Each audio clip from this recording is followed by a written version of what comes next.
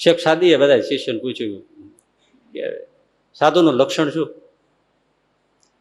તો કે ભિક્ષા માગીને જમે, આનંદ મારે. શેખ સાદી કે એ ભિક્ષા તો કૂતરોય માગે છે, ઘરે ઘરે જઈને કૂતરોય માગી આવે છે, તો આપણે કૂતરાને સાધુ કહીશું? તો કે ના. તો કે ભિક્ષા માગે પણ કોઈ ના આપે તો એનું પેલું મનમાં માઠું ના લગાડે અને પ્રસન્ન રહે, એને સાધુ માને. કે કૂતરાને કાઢી મૂકે છે, ક્યાં કૂતરો કોર્ટમાં ફરિયાદ કરે છે? પ્રસન્ન જ રહે છે, એક ઘર મૂકીને બીજે ઘરે જાય, તો એને આપણે સાધુ કહીશું? તો કે ના. ઘણા વાતો કરી. તો કે બાપજી તમે જ કહો ને.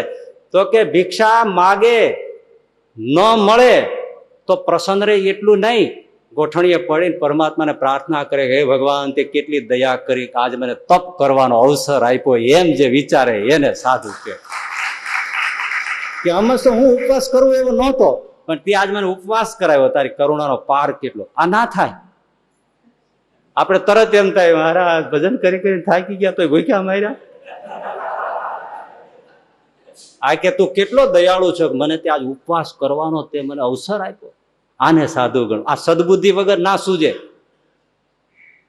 એટલે કહું છું સદબુદ્ધિ આવી જાય તો જીવનના બધા દાખલા છે ને આપોઆપ ખુલ્લા થઈ જાય, બધા જ પ્રશ્ન ઉકેલી, બધા સમાધાન એમાં. કારણ કે એને કોઈને ન સૂજે એવું સૂજે, કોઈને ના સૂજે એવું.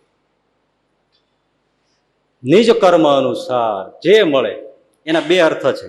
એક પુરુષાર્થ, નિજ કર્મ એટલે પોતાના પુરુષાર્થથી શ્રમથી જે મળે એમાં સંતોષ માન.